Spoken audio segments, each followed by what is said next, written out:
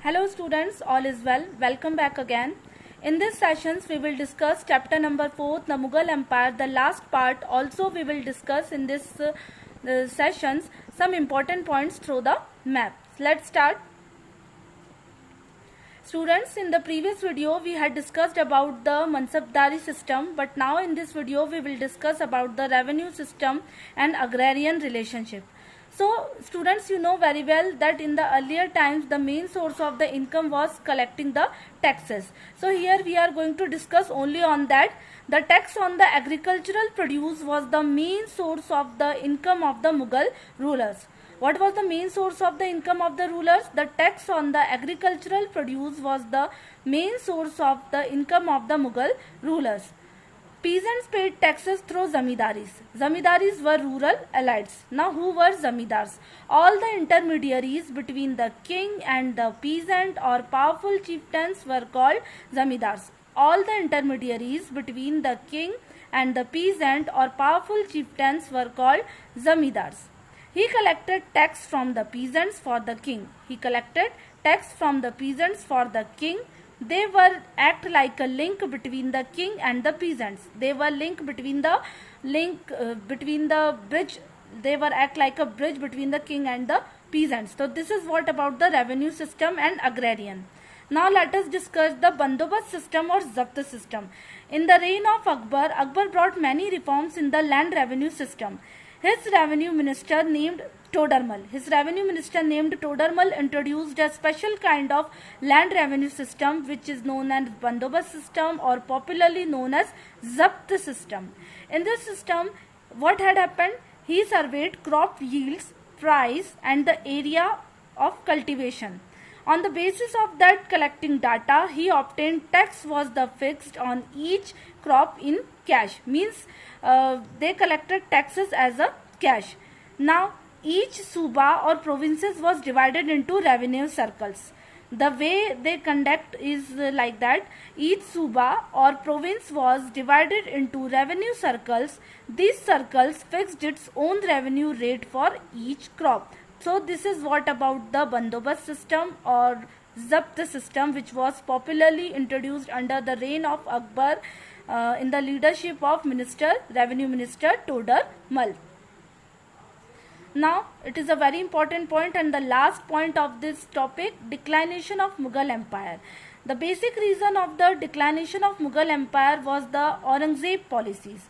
Aurangzeb policies, we can say that whatever the policies introduced by the Akbar, which was in the favor of the people, but Aurangzeb was a strict ruler. He was a strict man. He strictly followed code of conduct. So that's why he withdraw all the policies which was introduced by the Akbar. Second reason, weak successor of Aurangzeb, because Aurangzeb was a powerful ruler but their successor were very weak. That was the reason that the declination of Mughal Empire.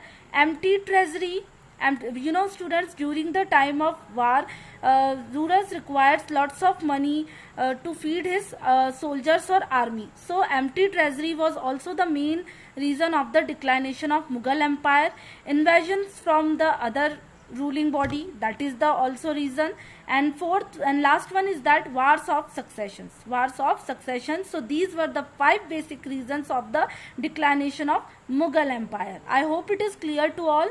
Now we will discuss some important points through the map. So our next topic is that military campaign led by Mughal emperor or the map study of medieval India. Student, this is the map of India.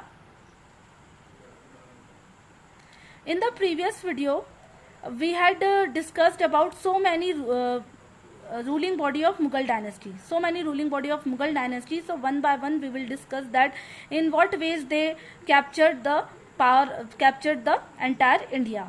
Initially, if we are talking about Babur, so Babur led an important battle between Rana Sanga. In these battles, his first glory in India was that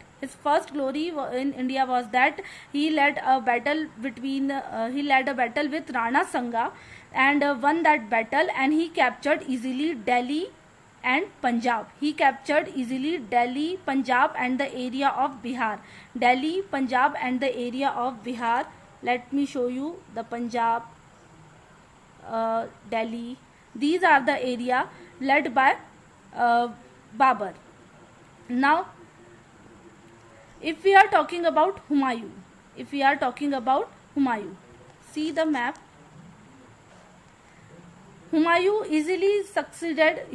was easily succeeded the area of Gujarat.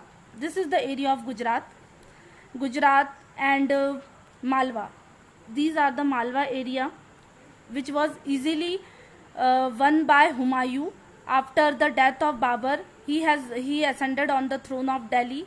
Now, third one, very famous, we know very well, Akbar. Akbar led a campaigns, Battle of Panipat.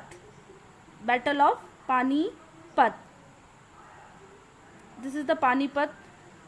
So, in the reign of Akbar, so many places was captured by Akbar, especially the Amber. This is the area of Amber.